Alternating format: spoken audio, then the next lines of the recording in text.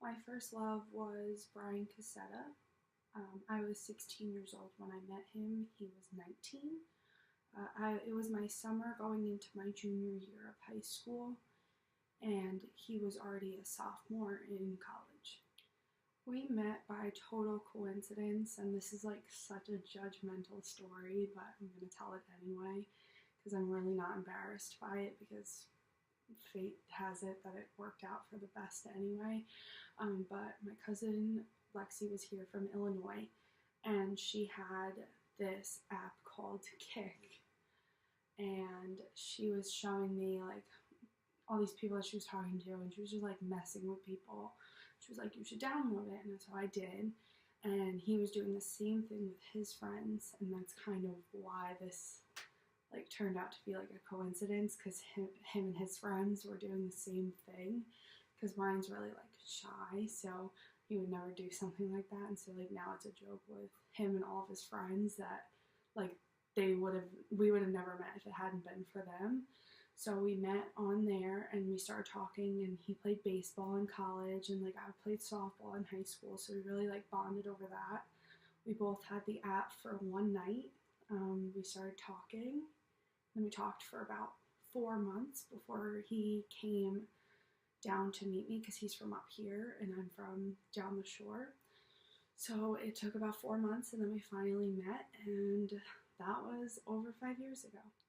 Some of the qualities that I love about Brian is the fact that he accepts me for me.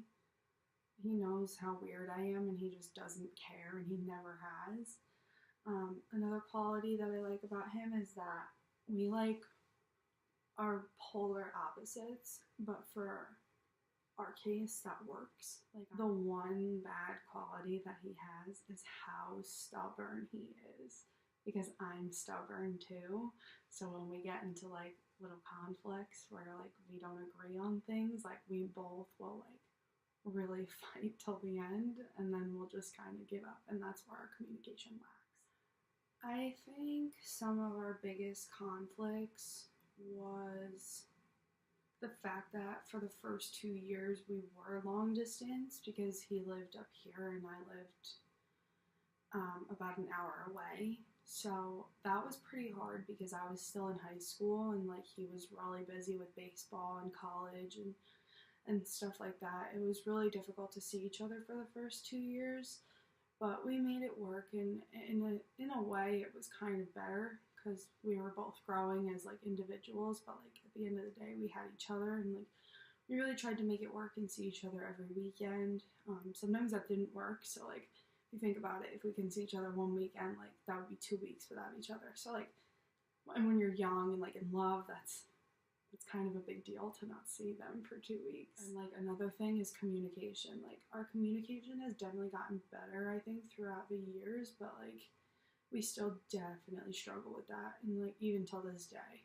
So I think some of our biggest conflicts have just revolved around like being distant from one another, even currently still in the summers when I go home and stuff like that, and then also just like communicating with one another, because sometimes it's like really hard to like effectively communicate after being with somebody for so long. Like you kind of lose sight of like the respect factor, and you really only think about yourself in arguments and like wanting to prove yourself right, and so sometimes that can get like really difficult. I personally think that our whole relationship is one giant accomplishment, just because of how long we've stayed together and how willing we've been to make it work throughout all these years. I went through half of high school and almost all of college, because I'm in my 4th year of college with this kid.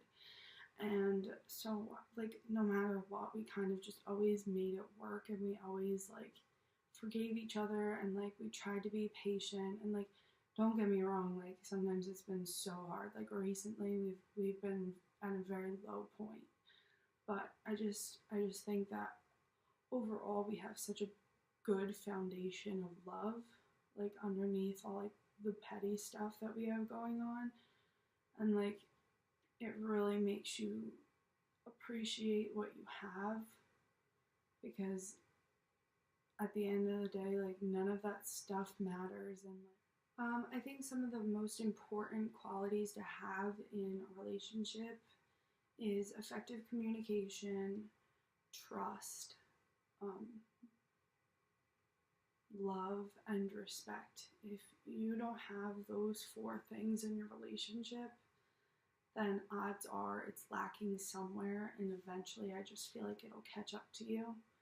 But it's okay to hit lows in those four aspects of your relationship, but it's important to look upon that and realize it and then work on it. Because if you just let it be, then it's going to build up and build up and build up until it explodes.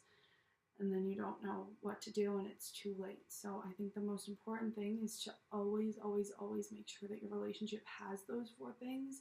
And if one is lacking, then to focus on it and work on it as a team.